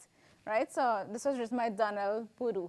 Right? And he actually requested that, we show this piece. Right? So Donald Boodoo, good job. Nice thinking out of the box.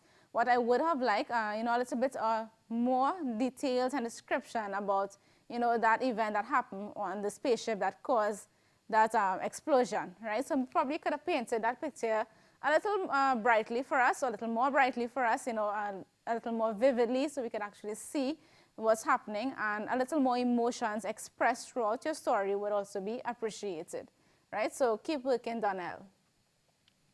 Let's move on to another piece. Good night, Mommy murmured lovingly while switching off the lights in my room. Unfortunately, I could not fall asleep. Excitement battled with fright within me. Visions of the beautifully wrapped gifts that lay under the exquisitely decorated tree danced in my head. But the much anticipated presents were not the only thing on my mind that memorable Christmas Eve. I could not stop thinking of the horrible robbery that took place at the neighbor's home the previous night. Right? So, place at the neighbor's home, the previous night. I feared our house could be next. So this is a really nice, interesting, you know, hook start to the writing. I was really enticed, you know, after reading that introductory paragraph. I wanted to keep reading. I wanted to know what's going to happen next. Bang! I peeped over my blanket, but it was too dark to see anything. Then I heard footsteps. A shiver ran down my spine. What could it be? Could it be a thief? I questioned myself. Immediately, I pulled my fluffy pink sheet over my head. Cold beads of sweat trickled down my neck and back. I lay rooted to my bed. Should I go see what it is? I asked myself. As soon as I scraped up some courage, I tiptoed out of my bed. I slowly pushed the door out of my room. I slowly pushed the door of my room open. What greeted my eyes was amazing. I stood still and stared. With my eyes deceiving me, I looked again. I wasn't dreaming. A chubby man of white complexion in a red coat and black boots was placing a present under the Christmas tree. Oh, what confusion! Santa was not real, or so I thought. With a sharp spin, he said, "Caitlin, I was expecting you." My jaw dropped. Santa took my hand and led me to a nearby couch.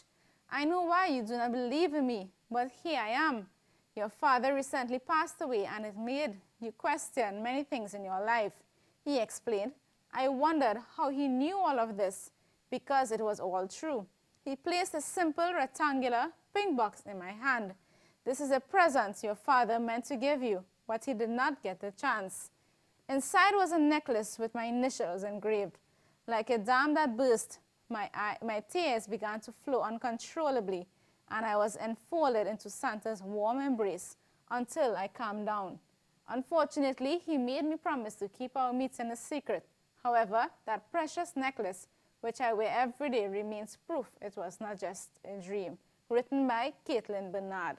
Right? And Caitlin often writes some very beautiful pieces for us.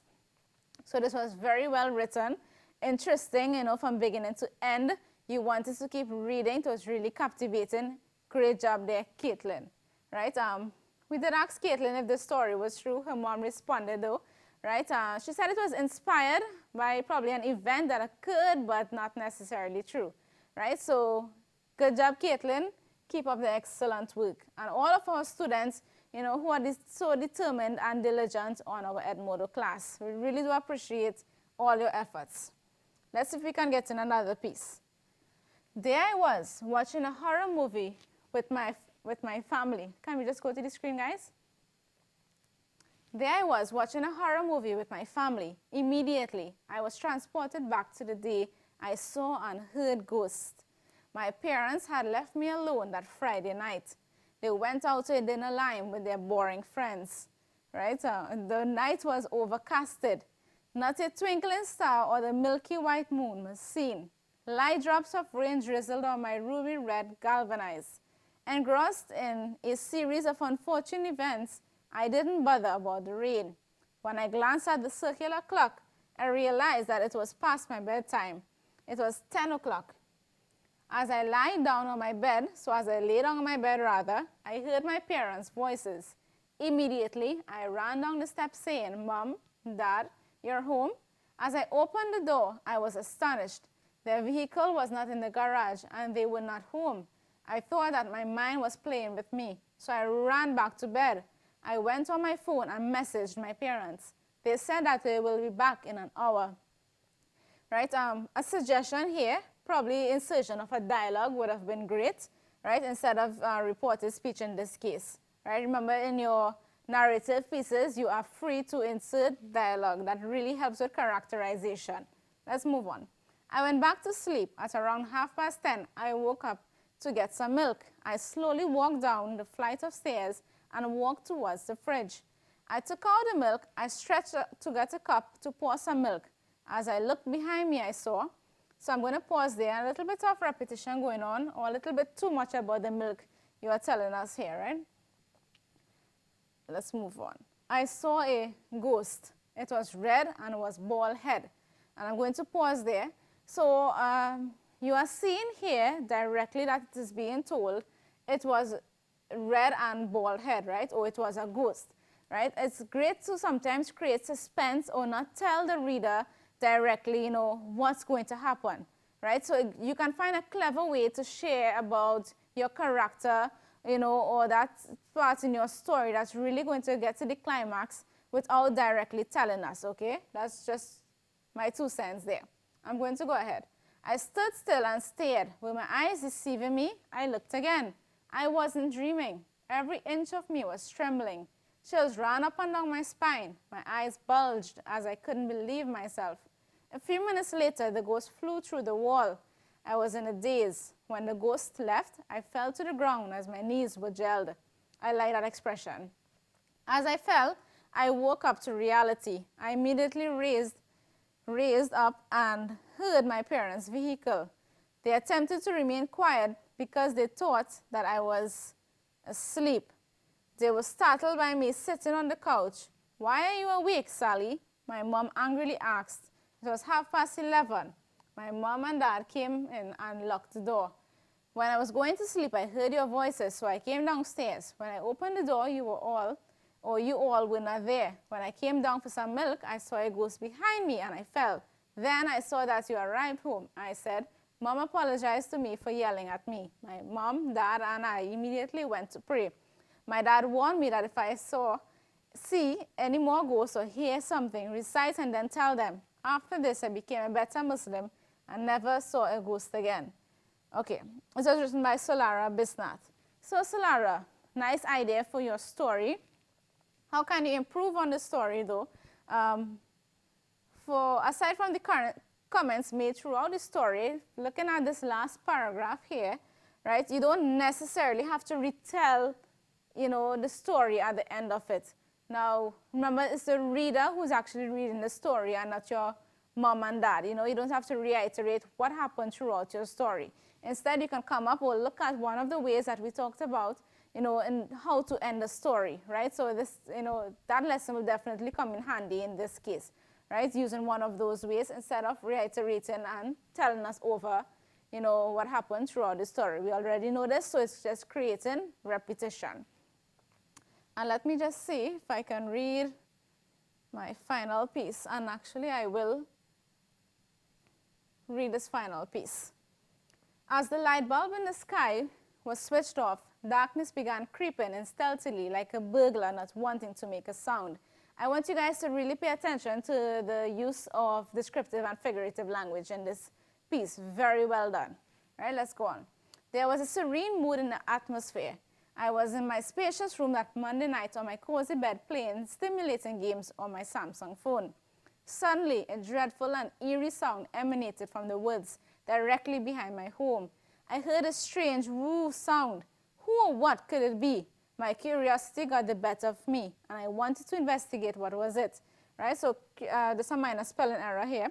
Without hesitation, I grabbed my old backpack and placed a few items inside the bag to venture out to investigate what caused the mysterious sound in the dead of the night. I packed 2 bottles of water, a flashlight, an extra supply of batteries for the flashlight, and my cell phone. As quiet as a mouse, I tiptoed down the stairs. As soon as I was outside with the cold wind against my face, I bolted like lightning towards the woods. I immediately switched on my flashlight and began my search to appease my curiosity. The forest was dense and terrifying. The branches on the old and broken trees were hanging out as if it was reaching out to strangle me. The barks of the trees looked like eerie faces. There were many strange sounds from all directions. Nevertheless, I continued my search. Just then, ahead of me, I saw a strange white object floating like a balloon deeper into the forest. I began shaking like a leaf in fear, but then a wave of determination swept over me like an ocean tide, and I decided to follow it.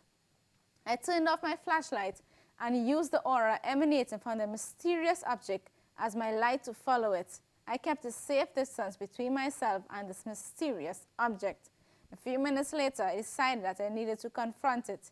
I stealthily and quietly scurried to the front of it. To my astonishment, it disappeared. A million questions whirled through my bewildered mind at that moment. Where could it have gone? Was it real or was it in my imagination? Was I dreaming? What if it was a ghost, or worse yet, a duende trying to trick me further into the forest so I get lost? I cast aside all thoughts from my mind and decided to continue to look for the mysterious object. I used my eagle eyes and stared, searching for it. I saw nothing but old trees, creepers, and roots. Moments later, I became exhausted and decided to return to my humble abode. While returning home, I coincidentally saw an object as bright as the stars to my left. Minor spelling error again here, maybe a typo. I thought it was the object I was looking for, but what I saw left me awestruck. It was a huge, bright and circular light rotating in the clockwise direction, towering high in the sky. I stood still and stared, with my eyes deceiving me. I rubbed my eyes and looked again. I wasn't dreaming. As slow as a snail, I stretched out my cold, shivering and sweaty hands to touch it. Unfortunately, it shrunk to the size of an atom and disappeared into mid-air. When I arrived home, I recapped everything that occurred that night. Was it real? Was I hallucinating? Was I dreaming? Was I sleepwalking? So many questions and no answers. Just then, a thought struck me. Did I see an alien and a spaceship? Excellent job, David and Bertram. Right? Look at the way that the stories ended. Leaves us in suspense. It leaves us with questions. Now you want to know.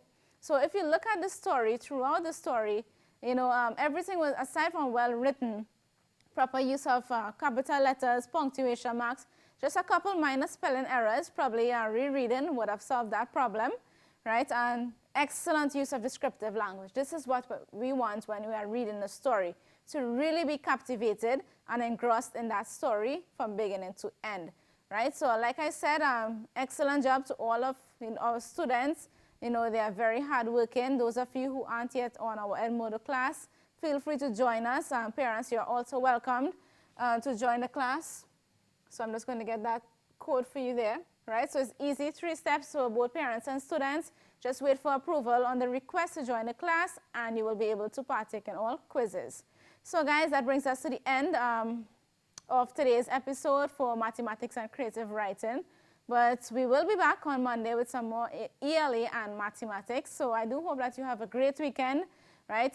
Spend some time relaxing, get some work done, and join us back right here Monday. Assalamu alaikum. Good evening, guys.